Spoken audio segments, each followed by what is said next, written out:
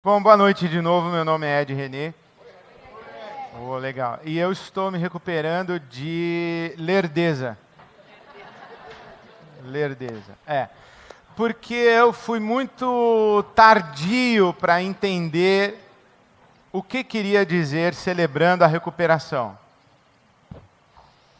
E porque eu não entendia, eu confesso que eu fiz um esforço muito grande assim para gostar desse nome.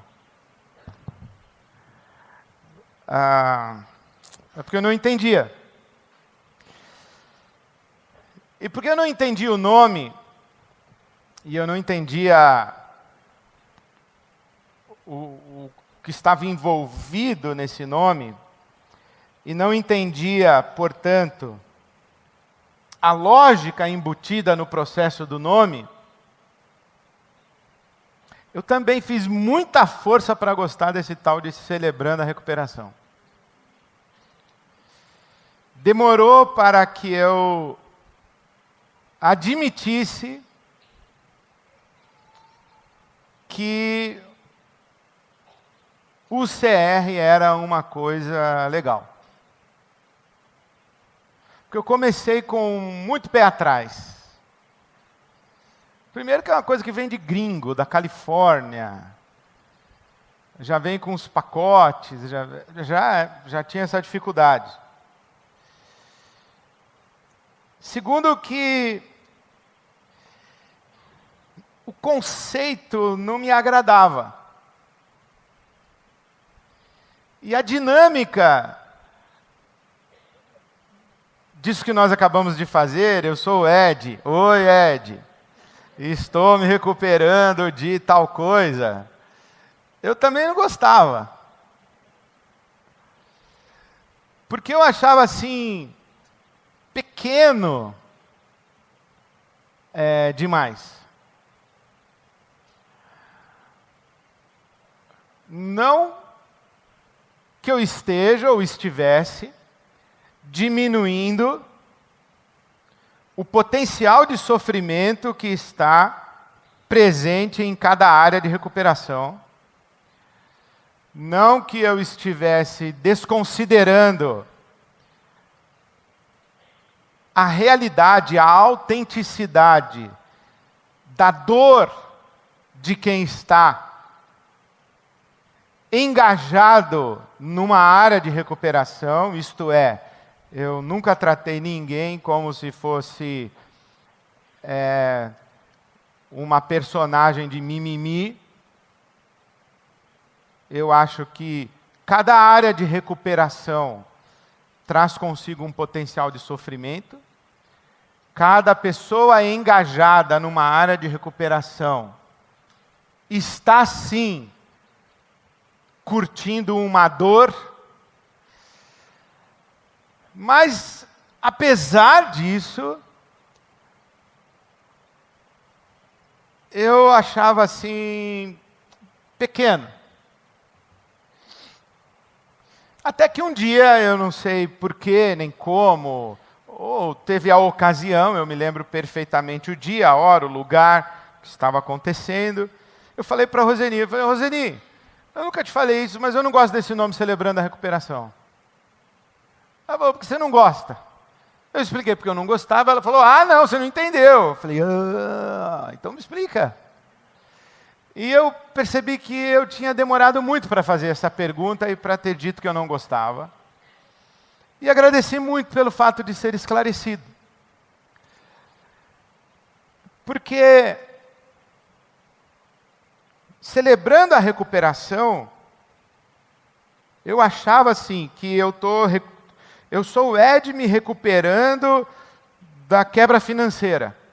Eu sou o Ed me recuperando da minha compulsão sexual. Eu sou o Ed me recuperando do meu hábito de mentir.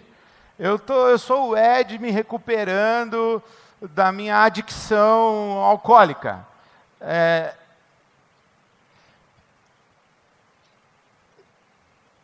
Mas não é disso que a gente está se recuperando. E aí eu vou passar o resto da vida no CR,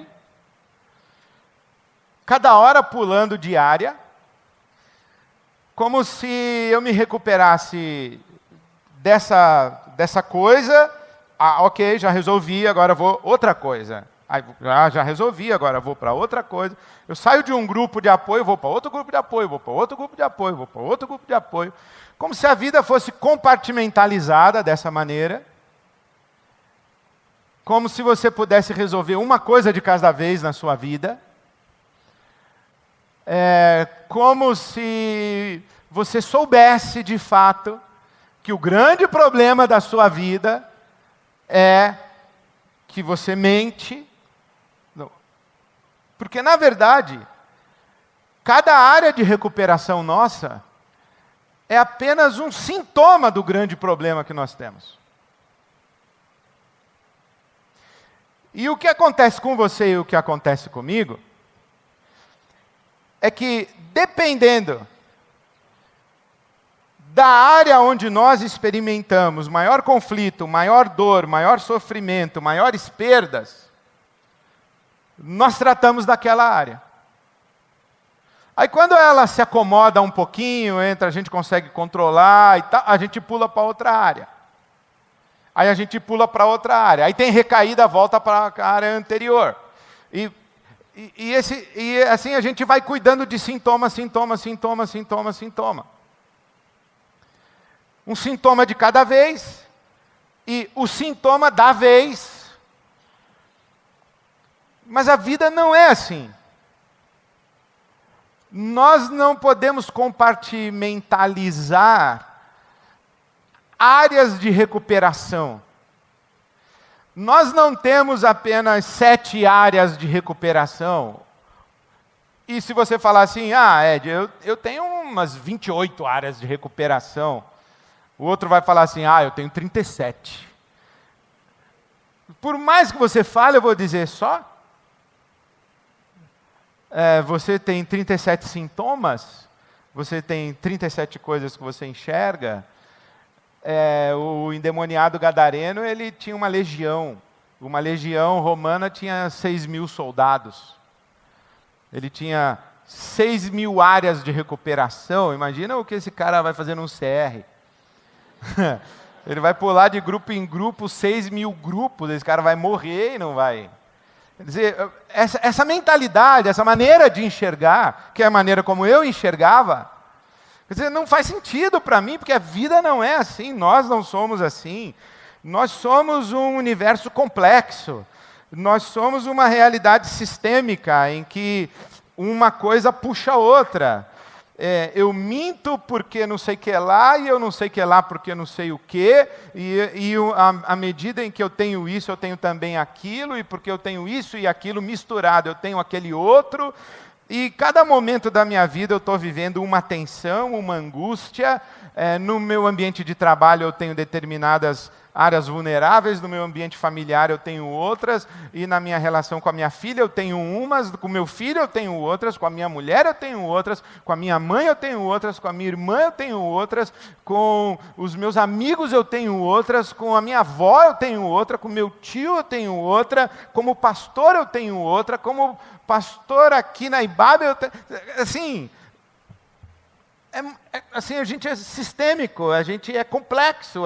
Então, na verdade, nós deveríamos nos levantar aqui, todos nós, assim, eu sou o Ed, estou me recuperando de ser pecador. Eu sou uma máquina de pecar. É isso que eu sou. E eu peco um monte de coisa. Eu tenho pecados que são recorrentes. Mas o meu problema não é o meu pecado recorrente. O meu problema é por que eu tenho o hábito de pecar. E quando não é esse, quando não é esse, é aquele. Eu estou me recuperando de ser pecador. Ou, em outras palavras, olá, eu sou o Ed me recuperando da minha condição humana. Olá, eu sou o Ed, sou um ser humano. E eu estou me recuperando da minha condição humana. Daí você constrói uma outra possibilidade de dizer o seguinte: eu sou o Ed, celebrando a restauração da minha humanidade. E quando eu falo, eu sou o Ed René, sou um ser humano, me recuperando da minha condição humana e celebrando a restauração da minha humanidade, duas coisas acontecem. A primeira é que quando eu digo eu sou o Ed me recuperando de uma quebra financeira, fica ridículo. Perto de eu sou o Ed me recuperando da minha condição humana. Eu sou o Ed me recuperando da minha compulsão de comer, fica ridículo. Perto de eu sou o Ed celebrando a restauração da minha humanidade. É algo muito mais sublime, muito mais grandioso, muito mais extraordinário. Eu sou o Ed René aprendendo a ser humano. E hoje, ou nessa fase da minha vida, a área de maior conflito que eu estou tendo é que eu não sei lidar com o meu dinheiro. Ou a área de maior conflito que eu estou tendo é que eu bebo alucinadamente. Eu sei lá o que você vai dizer. Mas eu estou aprendendo a ser humano.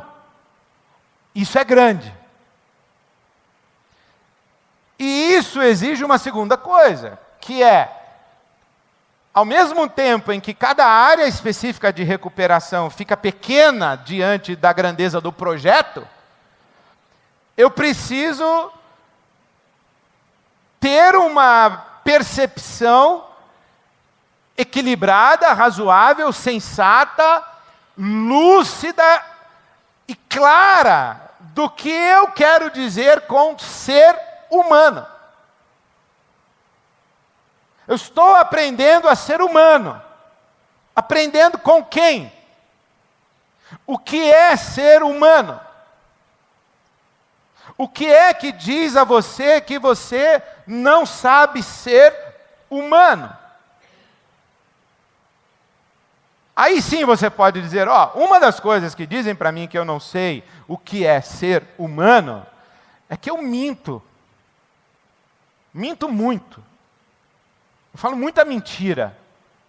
Eu vivo personagens na minha vida, eu uso máscaras. Eu sei que eu não sei ser humano, eu preciso usar máscara.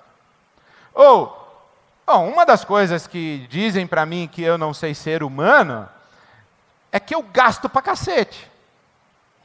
Eu não sei porque que eu gasto tanto. Eu não descobri ainda que força é essa que faz eu gastar. Eu não sou burro, não sou ignorante, sei fazer conta, mas eu gasto pra cacete. Eu não sei que força é essa que faz eu gastar. Eu não sei nem para que eu gasto. Eu gasto. Então, aí eu vou buscar um conceito de ser humano. Eu só identifico algumas coisas que dizem para mim que ser humano em plenitude não deve ser, não é isso que eu estou sendo. Porque nem eu mesmo estou satisfeito com o que eu estou sendo. Quanto mais quando as pessoas que convivem comigo ficam dizendo que não estão satisfeitas com o que eu estou sendo. Então eu começo a pensar o seguinte, o que é ser humano? O que é essa humanidade que eu não sei? Para onde eu olho para descobrir o que é ser humano? E quem me ensina a ser humano? E qual é o processo de aprender a ser humano? E se você pega o CR e tira do estou aprendendo a controlar essa área da minha vida, e leva para estou aprendendo a ser humano, e por humano eu quero dizer isso, eu digo, não, isso não é um ministério dentro de uma igreja, isso é a própria essência do Evangelho. Isso não é um programa para 300 pessoas de uma igreja de 1.000, ou para 500 pessoas de uma igreja de 5.000, ou para meia dúzia de pessoas que querem melhor qualidade de vida. Não, isso é o projeto do Evangelho. Porque o Evangelho não é outra coisa senão a restauração da nossa humanidade, da gente aprender a ser humano. Quer dizer, o CR, portanto, ele ganha uma perspectiva que é qual? Ele é a expressão, não sei se no seu método, na sua dinâmica, no seu processo, no seu conteúdo didático, na sua apostila, não sei. Eu estou dizendo, mas a lógica do CR se torna a própria expressão do que é uma igreja. É um ambiente onde a gente aprende a ser humano a partir de um modelo de humanidade que para nós cristãos é o Cristo. E na nossa linguagem religiosa, aprender a ser humano, restaurar a minha humanidade e celebrar a restauração da minha plena humanidade eu estou num processo de restauração da imagem e semelhança de Deus em mim. É isso que eu estou fazendo aqui. E isso não é uma coisa que eu consigo fazer de segunda-feira no grupo de passos, de quarta-feira no grupo de apoio, uma quarta-feira por mês numa super quarta ou quarta super. Eu não consigo fazer com palestra. Isso é um engajamento da minha existência, a minha peregrinação humana, a minha peregrinação espiritual. E quando alguém perguntar para mim assim, Ed, qual é o seu problema? Onde dói? Fala, cara, onde dói? No fundo, é que eu não sei ser gente. Agora, nessa fase da minha vida, o que está doendo é que a minha mulher disse que se encheu o saco de mim. Mas no fundo, isso é circunstancial. O meu grande problema é que eu não sei ser gente. Eu não estou conseguindo ser gente. Esse é o meu problema. Então nós vamos aprender a ser gente.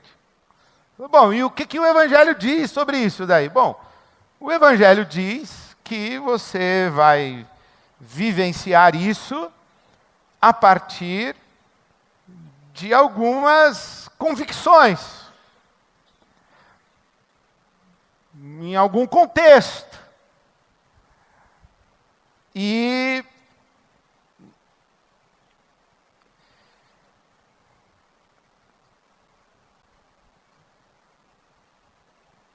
com a interferência de Deus, o que já é uma questão de fé. E o texto, na verdade eu fiquei em dúvida de qual texto eu usaria hoje à noite, fiquei entre dois, e aí eu resolvi usar os dois. Então, o primeiro é de Efésios, capítulo 3, quando o apóstolo Paulo diz assim: oro para que com as suas gloriosas riquezas, Ele, Deus, os fortaleça no íntimo do seu ser, com poder, por meio do seu Espírito. Então tem o Espírito de Deus, que nós chamamos de Espírito Santo, que vai fazer alguma coisa lá dentro de você, no íntimo do seu ser. É lá na sua essência, você chame isso de consciência, homem interior, alma, coração, seja lá o que for. É lá no onde você é mesmo você. Vai mexer lá dentro. Fortaleça você no íntimo do seu ser, com poder por meio do Espírito, para que Cristo habite no seu coração. Bom, para que você estabeleça uma relação com Cristo. E que Cristo se torne a sua referência, a sua fonte, o seu dono, o seu Senhor, o seu ídolo, o seu Deus, é Cristo.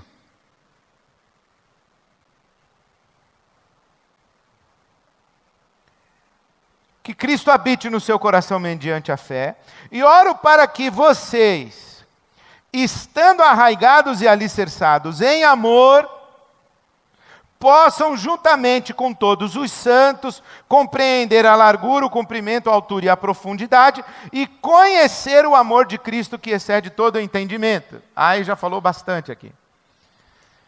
Ele disse que o Espírito de Deus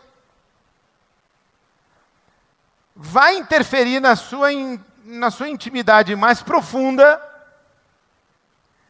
vai vincular você a Cristo,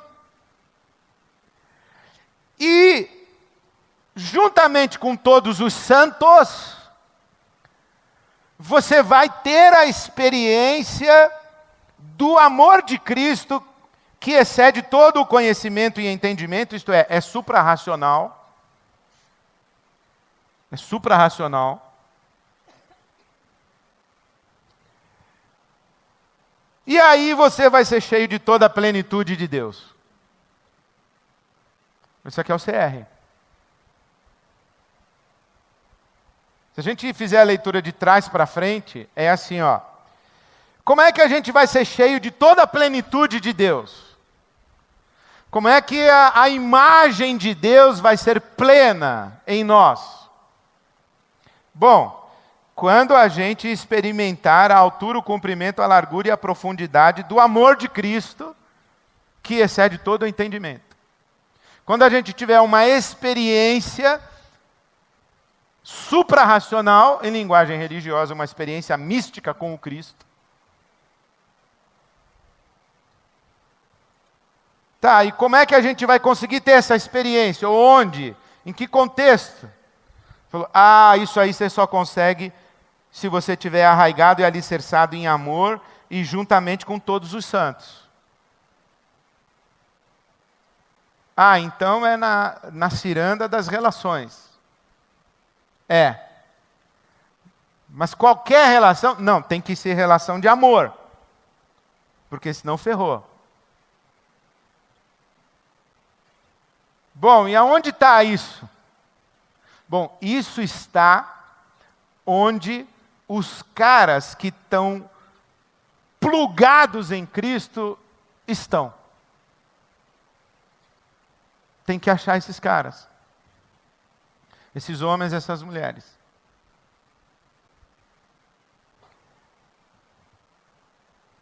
E como é que esses caras ficaram plugados em Cristo? Isso é coisa que o Espírito Santo faz. Então, isso aqui é o CR. Agora, a coisa mais legal ou interessante que eu gostei daqui é o seguinte, que a plenitude de Deus em nós, ela é resultado de uma experiência de amor. E essa experiência de amor acontece na muvuca. E na muvuca, onde as pessoas que estão com Cristo estão.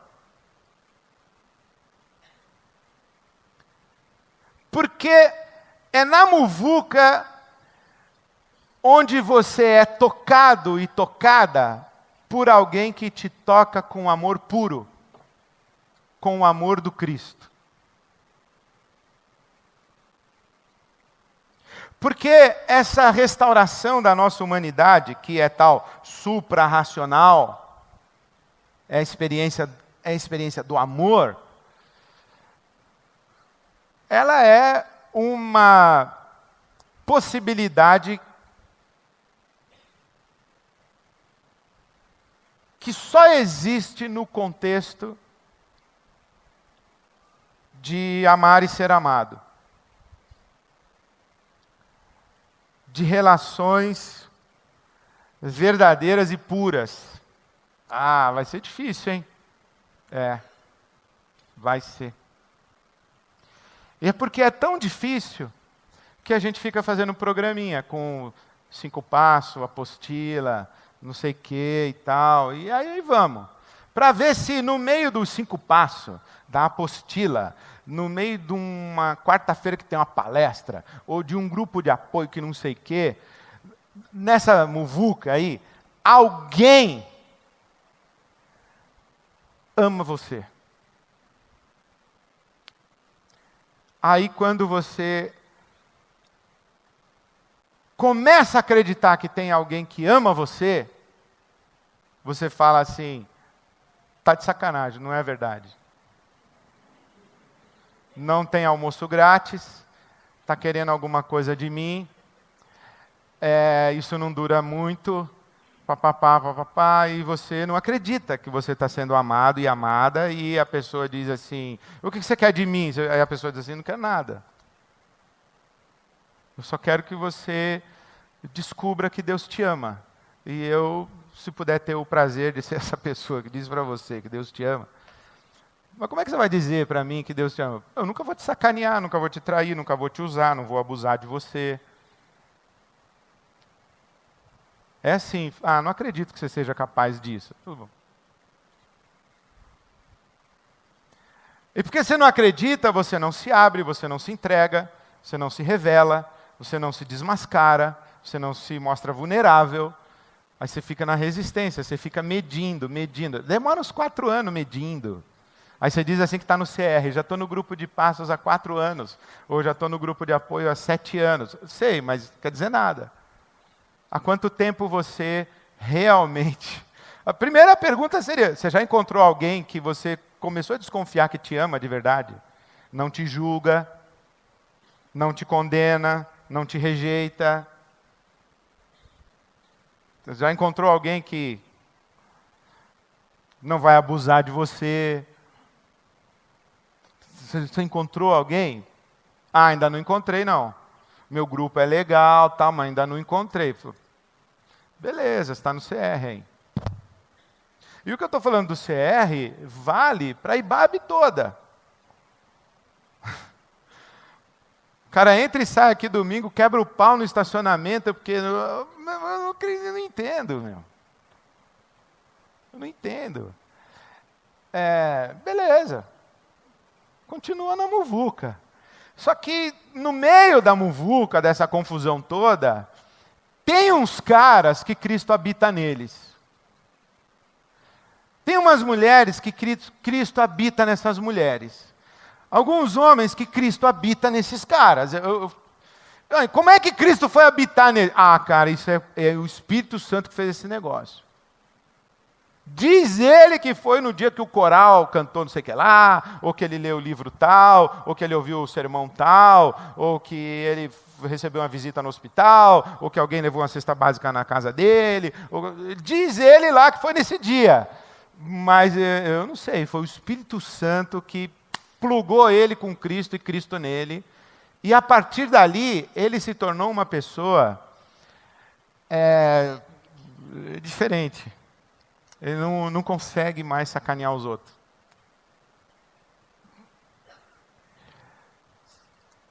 E ele experimentou o amor.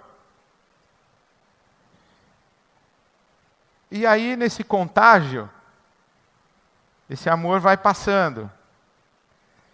E quando a gente experimenta o amor, a gente descobre uma coisa que a gente não sabia e sempre duvidou. É que a gente é digno de ser amado. E de que o amor é uma experiência possível. Porque a maioria de nós, ou eu diria, acho que todos nós, que somos estragados, ser humano avariado, nós fomos avariados por pessoas. Quem nos avariou? Foi meu pai, foi minha mãe, foi meu irmão mais velho, foi meu ex-marido, minha ex-mulher, foi minha sogra, meu sogro, foi sei lá quem, o gerente do banco, foi meu chefe, foi meu patrão, foi aquela professora do ginásio, foram meus amigos que fizeram bullying comigo, foi o cara que me abusou na escola, foi o padre que me abusou na igreja, o pastor que me sacaneou, etc. Alguém ferrou você, e machucou você, e feriu você. E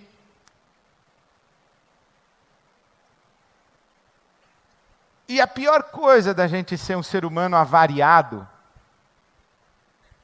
é a gente achar que tem culpa pelo fato de alguém ter ferrado com a gente.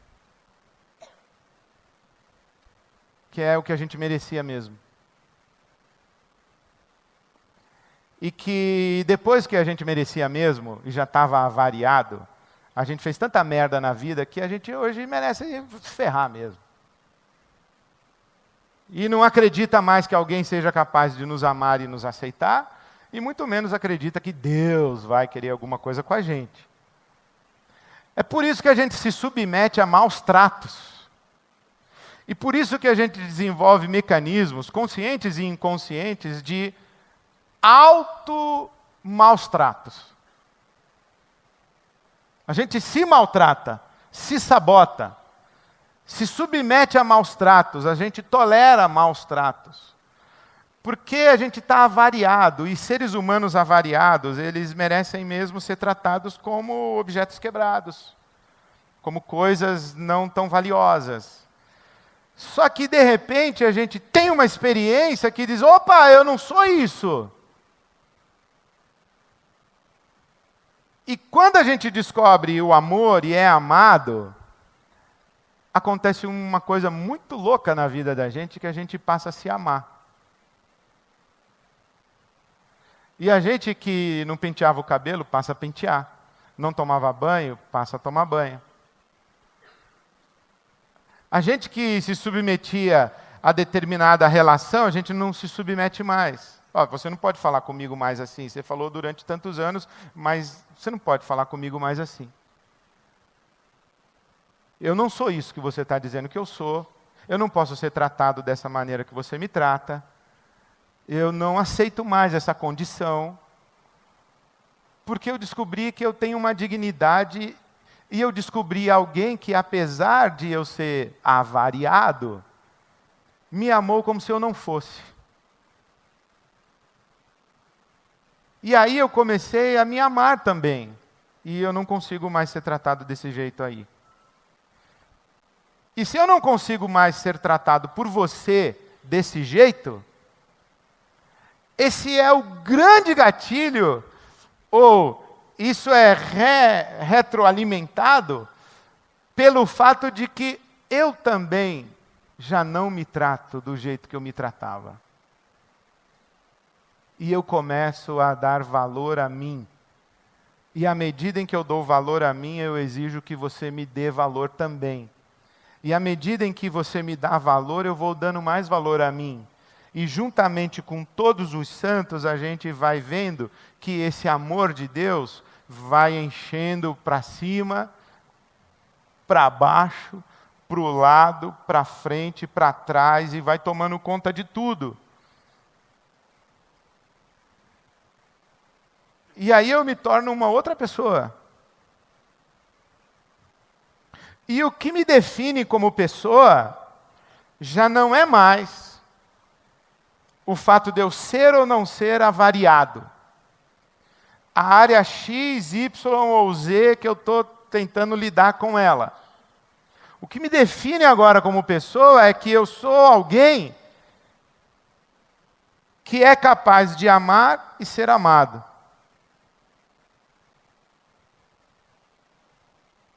E é nessa relação, como diz aquele versículo, e o teu amor me cura de uma loucura qualquer. É nessa relação de amor que a gente vai sendo curado das loucuras. A gente vai se dando valor porque alguém nos deu valor. A gente vai... E aquelas coisas que a gente fazia para sabotar a gente mesmo, a gente já não faz mais. E aquelas coisas que tinham um poder destrutivo, autodestrutivo, deletério na nossa vida, a gente diz assim, pô, eu não quero mais isso. E quando eu digo eu não quero mais isso, eu não preciso mais disso, eu começo também a dizer assim, ó, eu tenho repulsa disso. Elas vão perdendo a sua força e o seu poder. E daqui a pouco elas se dissolvem. Bom, mas a gente de vez em quando volta para o esgoto. Beleza, a gente volta para o esgoto, só que o esgoto já não tem aquele prazer, assim, ele não dá aquele prazer que dava.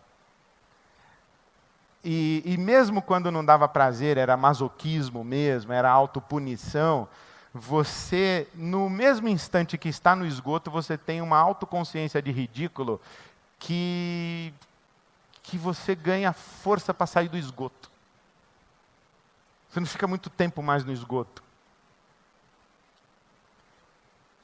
E isso me leva para o segundo texto, que é o texto de Jesus falando em Mateus capítulo 5, Sermão do Monte.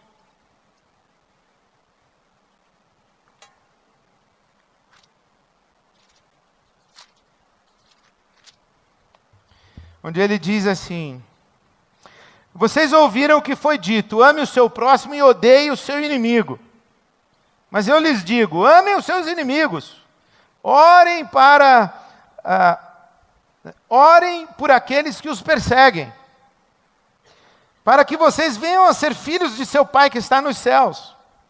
Porque Ele faz raiar o seu sol sobre bons e maus, e derrama chuva sobre justos e injustos.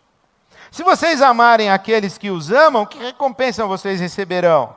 Até os pecadores mais sacanas fazem isso. E se saudarem apenas os seus irmãos, o que estarão fazendo demais? Até os caras que não conhecem a Deus fazem isso também. Portanto, sejam perfeitos, como perfeito é o Pai Celestial de vocês. E nós que temos a cabeça grega, nós pensamos em perfeição como o contrário de ter defeito. Né? O que é o perfeito? É o que não tem defeito. E nós trazemos isso para a nossa vida no critério moral. Por exemplo, o cara que gasta muito, você acha que ele é perfeito? Vive endividado. Você acha que ele é perfeito? Não, né? Mas e se ele ama muito? E gasta muito? E vive se metendo em dívida porque ajuda os outros? Tira do dele para dar para os outros? Vive trazendo gente para dentro de casa? Desregulado na vida financeira dele, porque ele não mandou os funcionários embora, porque falou, como é que eu posso mandar esse cara embora? O pai está com câncer, e não posso mandar ele embora agora. Aí o financeiro diz, mas tua empresa vai quebrar. Eu falei, mas eu não posso mandar esses caras embora, meu. Como é que... viu como mudou?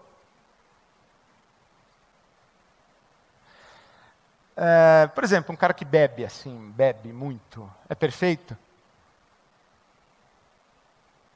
E se ele bebe porque ele tem uma culpa e uma vergonha de alguma coisa que ele fez na vida que ele não consegue encarar e ele acha que ele não tem perdão, e ele bebe para fugir?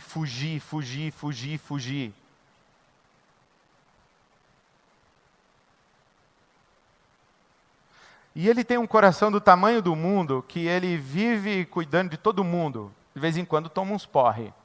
Assim, de vez em quando ao dia, né? Manhã, tarde, noite. Toma uns porre. Mas ele vive cuidando de todo mundo, porque ele tem um coração do tamanho do mundo. Ele é perfeito ou não é perfeito? Eu não sei. Você vê como a gente é maluco, a gente é louco? E como a realidade não é compartimentalizada, como nós somos um sistema complexo em que uma coisa afeta a outra, está tudo misturado. E aí eu entendi que nesse texto de Mateus 5, Jesus não está falando de perfectibilidade moral, não ter defeito moral. Ele está falando de amar como Deus ama. E como é que Deus ama? Ele ama justo e injusto. Faz chover sobre justos e injustos, sobre bons e maus. Então seja perfeito como seu Pai é perfeito. E o que é ser perfeito como Deus é perfeito?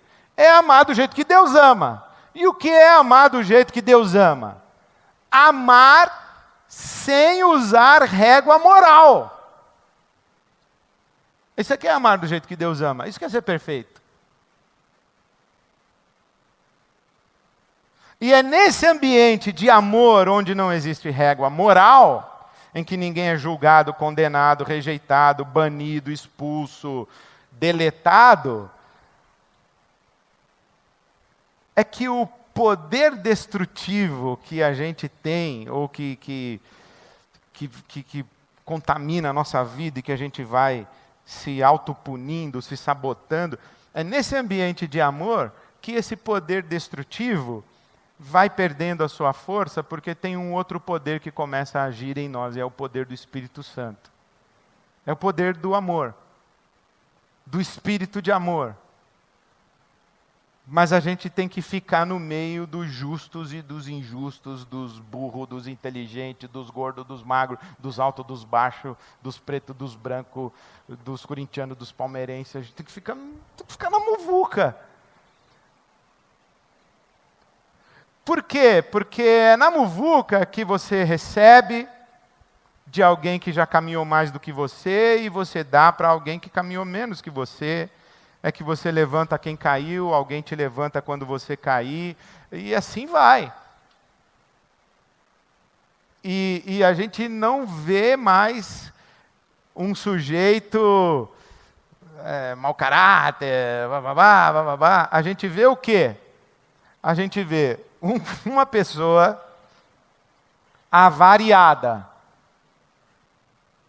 batendo pino, biela, sei lá como é que é tal. Está mal a situação. Bom, mas se ela não for acolhida, incluída no ambiente do amor, para onde ela vai? E qual é a possibilidade de cura, de restauração? E aonde ela vai aprender que existe um outro jeito de ser gente diferente desse jeito aqui? Onde ela vai ouvir histórias de pessoas que já foram desse jeito e hoje não são mais?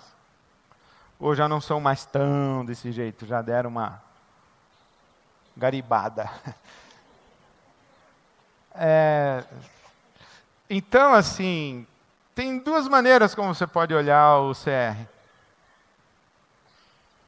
Você pode olhar o CR como um programa. Tem os grupos, tem segunda-feira, quarta-feira, quarta, não sei o quê, tem os voluntários, tem os líderes, tem co-líder, tem não sei o que lá, tem o espaço certo e tudo mais. Aí você vai e fala, pô, esse negócio está chato, meu grupo é chato. Ou você pode olhar o CR como um grande ambiente de amor, onde juntamente com todos os santos, nós vamos experimentando a altura, a largura, a profundidade do amor de Cristo, que vai nos enchendo e nos curando, à medida que no meio dessa muvuca, as pessoas que estão ligadas com Cristo vão nos tocando e nos amando, e aí a gente vai aprendendo a ser humano, e a imagem de Deus vai sendo refletida em nós. Bom, e os pecados que eu cometo? Bom, os pecados que eu cometo nessa altura do campeonato, eles são a coisa menos importante. Porque mudou a minha chave. Eu não sou mais a pessoa da autocomiseração, eu não sou a vítima e não sou mais o cafajeste. Eu sou alguém tocado. Agora eu ambiciono outra vida, outro jeito de ser gente. Eu estou em outro caminho, eu tenho uma outra força que atua também em mim. Os pecados que eu cometo, daqui a pouco eles vão perdendo força, porque eu estou numa caminhada aqui. Você pode olhar o CR assim também. E eu oro a Deus que você olhe o CR como um grande ambiente da experiência do amor, onde nós podemos ser tocados por pessoas e tocados por elas é Cristo nos tocando. E isso vai nos curando e daqui a pouco a gente que era avariado, cafajeste, mau caráter, não sei o quê, a vítima, que não sei o que lá, papapá, que somos todos nós, daqui a pouco a gente está tocando pessoas e as pessoas começam a dizer: você me tocou diferente, eu vi Cristo na sua vida. Aí você fala assim: na minha? Tem certeza? É. Aí você começa a acreditar mesmo que esse negócio de Cristo é realmente verdade. E daqui a pouco você se apropria disso de uma tal maneira que a sua grande ambição passa a ser essa. Agora, isso pode durar uma vida. Eu conheço gente que isso acontece no instalar de dedos e conheço gente que demora uma vida. Com as nossas sombras e com as nossas áreas de recuperação, a gente vai lidar com elas. Mas